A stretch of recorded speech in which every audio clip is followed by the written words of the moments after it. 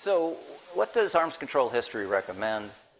A general moniker I would use is we need to compete to cap or close out and possibly win strategic competitions. And the case in point would be one example where we did this explicitly. It began under the Carter administration. President Carter had to deal with the Russians deploying, you see this missile with the 3 warheads with a yellow and red tip? That's called an SS-20. And what the Russians were doing was deploying this missile to tell the Europeans, you need to give up your membership in NATO and your alliance with the US because we can threaten you with missiles that are not strategic, and therefore the United States will never come to your rescue.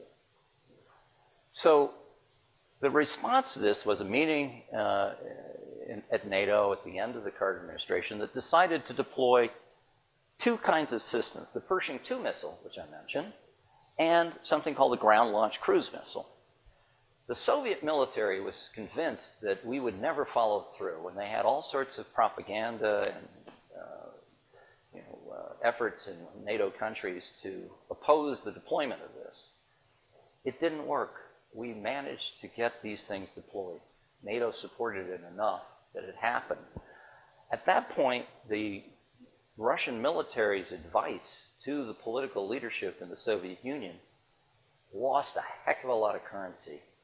And the result was Gorbachev and Reagan decided to ban and eliminate an entire class of weaponry. Any ground launch, nuclear capable missile that could go between 500 clicks and 5,500, banned.